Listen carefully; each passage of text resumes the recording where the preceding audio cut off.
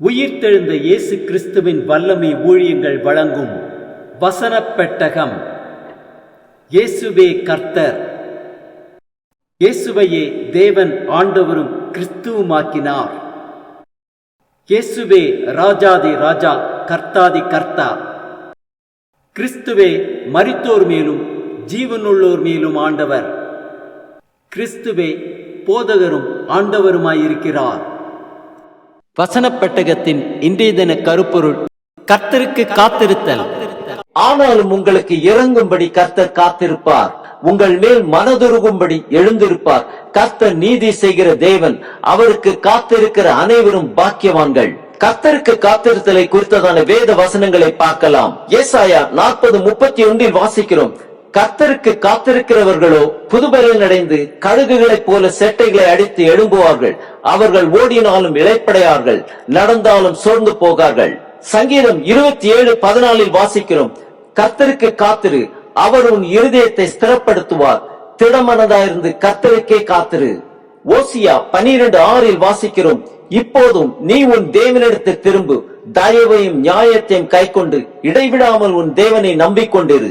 சங்கீதம் 123:2 வாசிக்கிறோம்: இதோ வேலைக்காரரின் கண்கள் தங்கள் எஜமான்களின் கையை நோக்கி இருக்குமா போலும், வேலைக்காரியின் கண்கள் தன் எஜமாட்டியின் கையை நோக்கி இருக்குமா போலும். எங்கள் தேவனாகிய கர்த்தர் எங்களுக்கு இரக்கம் செய்யும் வரைக்கும் எங்கள் கண்கள் அவரையே நோக்கி இருக்கிறது. சங்கீதம் 25:5 வாசிக்கிறோம்: உம்முடைய சத்தியத்திலே என்னை நடத்தி என்னை போதித்தருளும். நீரே என் இரட்சிப்பின் தேவன், உம்மை நோக்கி நாள் முழுவதும் காத்திருக்கிறேன். சங்கீதம் 145:15-16 வாசிக்கிறோம்: எல்லா ஜீவன்களின் கண்களும் உம்மை நோக்கி கொண்டிருக்கிறது. ஏற்ற வேளையிலே நீர் அவைகளுக்கு ஆகாரம் கொடுக்கிறீர்.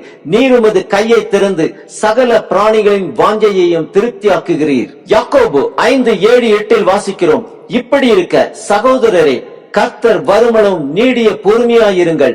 இதோ பயிரிடுகிறவன் பூமியின் நற்பலனை அடைய வேண்டும் என்று முன்மாறியும் பின்மாறியும் வருமளவும் நீடிய பொறுமையோட காத்திருக்கிறான். நீங்களும் நீடிய பொறுமையோடு இருந்து உங்கள் இருதயங்களை ஸ்திரப்படுத்துங்கள். கர்த்தரின் வருகை சமீபமாயிருக்கிறதே.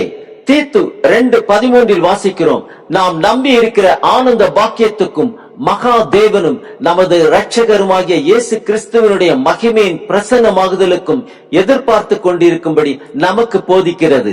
எபிரேயர் 9:28 வாசிக்கிறோம்: கிறிஸ்துவும் அநேகருடைய பாவங்களை சுமந்து தீர்க்கும்படிக்கு ஒரே தரம் பலியிடப்பட்டு தமக்காக காத்து கொண்டிருக்கிறவர்களுக்கு இரட்சிப்பை அருளும்படி இரண்டாம் தரம் பாவம் இல்லாமல் தரிசனமாவார். சங்கீதம் 5:3 வாசிக்கிறோம்: கர்த்தாவே, காலையிலே என் சத்தத்தை கேட்டருள்வீர்.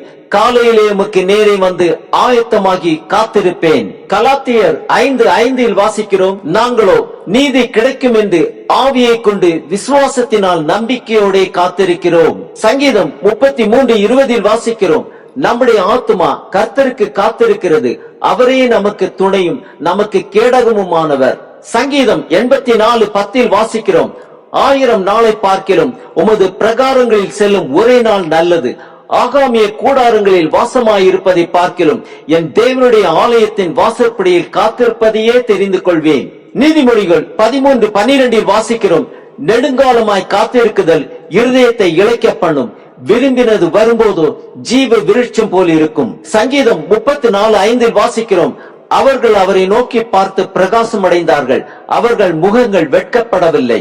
ஆம், கர்த்தருக்கு காத்திருக்கிறவர்கள் வெட்கப்பட்டு போவதில்லை. காலையிலே அவருக்கு நேரே வந்து ஆயத்தமாகி காத்திருப்போம். அந்த நாளின் கிருபைகளை பெற்றுக் கொள்வோம்.